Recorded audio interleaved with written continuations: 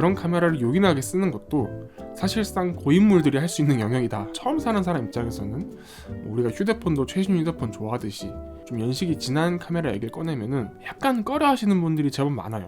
안녕하세요, 윤호입니다. 자, 오늘은 제 유튜브에 있는 댓글들을 한번 살펴보려고 하는데, 댓글이 가장 많이 달리는 그런 영상 중에 하나가 그 카메라 추천 영상의 댓글들이 굉장히 많이 달리더라고요. 어떤 분들은 그 돈이면 이 카메라를 사는 게 더 좋을 수도 있겠다, 어떤 분들은 이런 용도로 구매를 하려고 하는데 그럼 어떻게 구매를 해야 하냐, 이런 질문들도 굉장히 많이 달리더라고요. 그래서 오늘은 그 영상과 쇼츠들에 있는 댓글들을 조금 모아가지고 한번 여러분들이랑 살펴보면서 한번 제 생각들을 한번 얘기해 보려고 합니다. 그래서 이제 제목은 2025년 기준 구독자 댓글 카메라 추천이라는 주제로 한번 얘기를 해보려고 하고, 지극히 제 개인적인 생각이기 때문에 또 여러분들의 생각은 어떤지 댓글로 남겨주시면 좋을 것 같습니다.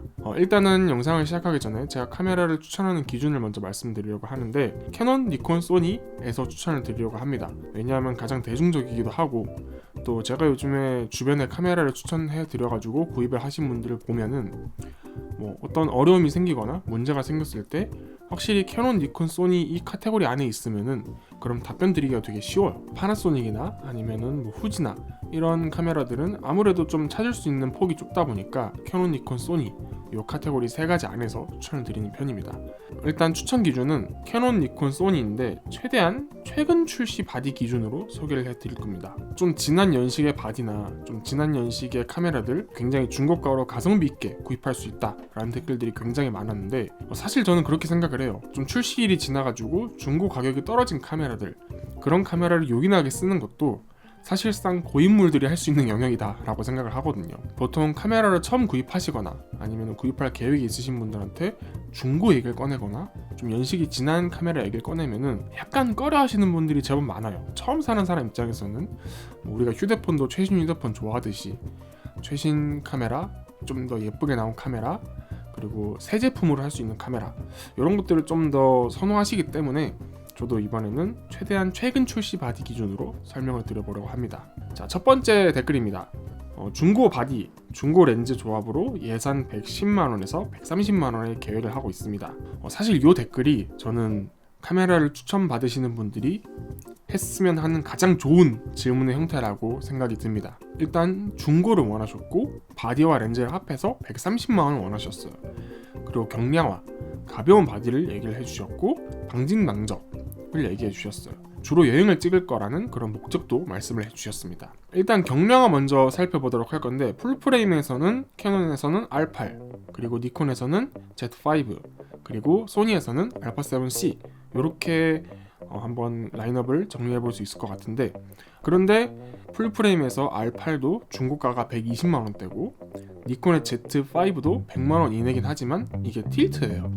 그러다 보니까 셀피를 찍기에는 조금 쉽지 않기 때문에 제외를 하도록 하고, 소니의 알파7C도 중고가로 했을 때 아무래도 아직은 120만원대 혹은 110만원대이기 때문에 렌즈까지 구매하기엔 좀 모자란 금액이라 가지고 요 예산으로는 풀프레임은 조금 힘들 것 같다는 생각을 했습니다. 그래서 좀 눈을 낮춰가지고 크롭 센서로 가면은 좋을 것 같다는 생각이 들더라고요. 많은 분들이 풀프레임 센서와 크롭 센서를 좀 뭔가 이 레벨이 굉장히 극명하게 차이가 난다라고 생각하시는 분들이 많은데, 솔직히 말하면은 일반적으로 데일리로 쓰기에는 크롭 센서도 충분합니다. 요즘은 또 크롭 센서임에도 불구하고 성능이 좋은 바디들이 굉장히 많기 때문에 특히 가격대를 좀 낮춘다면은 저는 크롭 센서를 강력하게 추천드립니다. 자, 크롭 센서로 넘어갔을 때 이제 캐논에서는 R10을 꼽을 수 있을 것 같아요. 중고가로 찾아보니까 한 70만원대 하더라고요. 그리고 니콘으로 가면은 ZF-C, 예전 영상에서 추천했던 바디기도 하죠. Z30 한 80만원대 하더라고요. Z50도 있었는데 이건 하방 틸트라서 좀 많이 불편할 것 같아가지고 제외를 했습니다. 그리고 소니에서는 GV-E10, 이게 굉장히 가성비가 좋았습니다. 60만원이면 구매할 수 있고, GV-E10 마크2도 100만원대로 끊을 수 있기 때문에 굉장히 가성비가 좋다고 생각을 했고, 일단 이 정도 가격대면은 중고로 렌즈까지 구매했을 때 충분히 예산 안으로 렌즈까지 끊을 수 있을 것 같다고 생각을 해서 이렇게 한번 라인업을 해봤고, 다음은 렌즈입니다.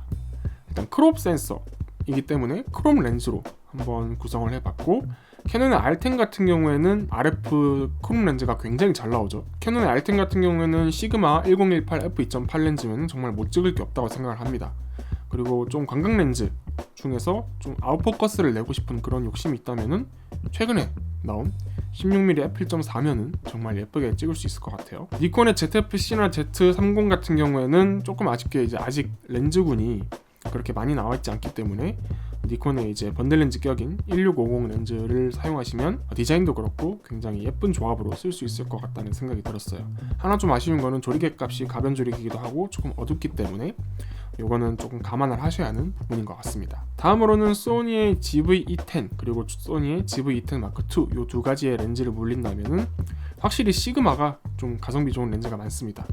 시그마의 1018이나 아니면은 16mm 1.4 요 두 렌즈가 저는 가장 브이로그에 적합하다고 생각을 했고, 워낙 소니는 또 렌즈 라인업이 서드파티가 정말 많기 때문에 탐론이라든지 삼양이라든지 그런 좀 다양한 라인업을 살필 수 있어가지고 개인적으로는 브이로그용 카메라로는 저는 소니의 GV-E10 혹은 조금 욕심을 낸다면은 소니의 GV-E10 Mark II를 구매하시면은 굉장히 잘 쓸 수 있을 거라고 생각을 합니다. 자, 다음은 이제 방진방적을 얘기를 해주셨는데 사실 이 가격대의 카메라에서 방진방적을 바라기에는 조금 어려움이 많습니다. 그렇기 때문에 비는 좀 피해서 촬영하시는 걸 추천드리고요.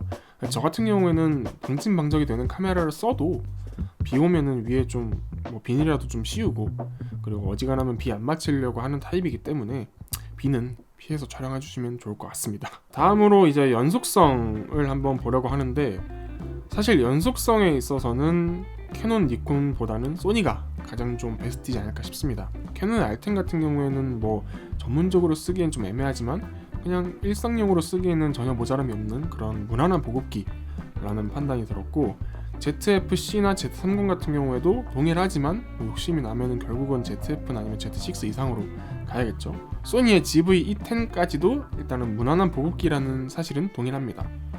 여기서 만약에 GV-E10 Mark II로 넘어간다면 조금 더 길게 활용할 수 있는 그런 장점이 있습니다.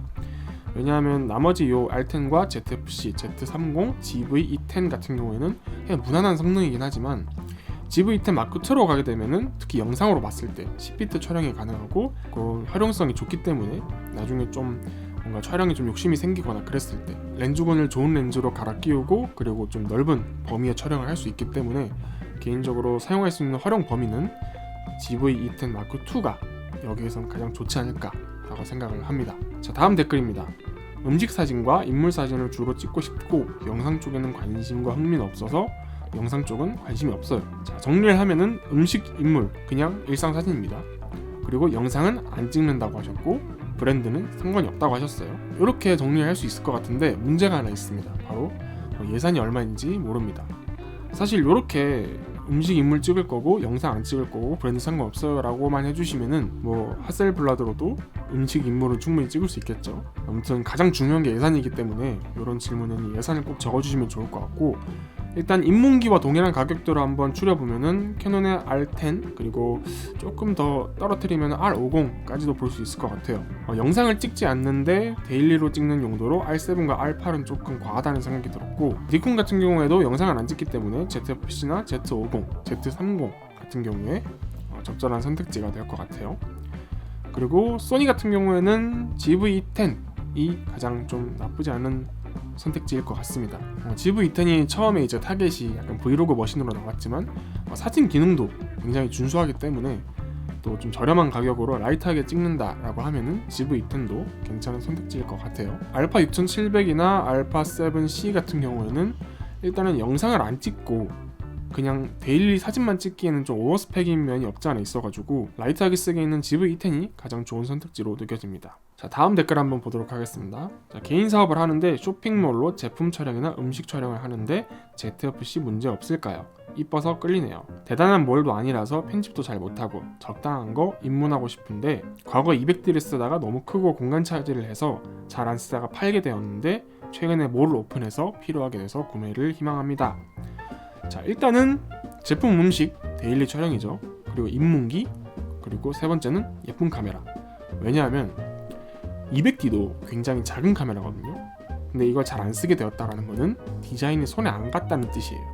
그렇기 때문에 지금 ZF-C에 관심을 가지는 거 보면은 예쁜 카메라를 갖고 싶어 하시는 것 같습니다. 일단 캐논에서는 R10이나 R50을 추천드릴 수 있을 것 같긴 한데 디자인이 뭐 ZF-C나 ZF에 비하면 예쁜 디자인은 아니에요. 그냥 뭐 무난하게 카메라 같이 생긴 그런 디자인이고 ZF-C나 ZF에 비하면은 감성 가격적인 영역에서는 조금 떨어지긴 합니다.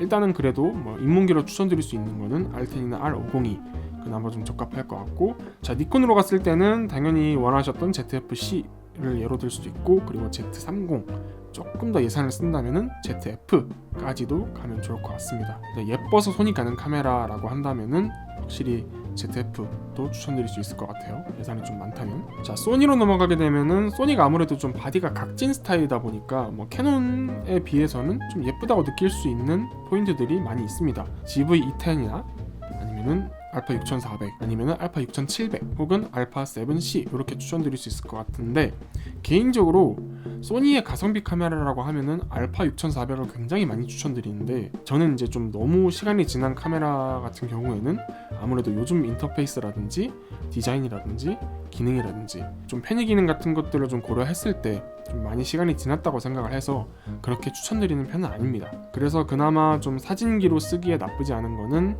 GV-E10이나 조금 예산을 쓴다면은 알파 6700 정도가 괜찮을 것 같고, 중고로 한다면은 알파 7C도 괜찮을 것 같아요. 일단 디자인이 확실히 이쁘긴 하죠. 일단 이분 같은 경우에도 제가 예산을 알 수 있는 게 아니다 보니까 전반적인 라인업 중에서 좀 예산이 좀 올라가는 경우도 있긴 한데, 일단은 원하시는 그런 니즈를 봤을 때 이 정도로 줄일 수 있을 것 같습니다. 풀프레임인 RP가 좋을까요? 아니면 크롭바디는 R10이 좋을까요? 사실상 5년 전 풀프레임 바디 vs 최신 크롭바디, 저라면 고를 것 같습니다. 지금 갖고 있는 그런 기능들이 훨씬 더 우월하긴 해요.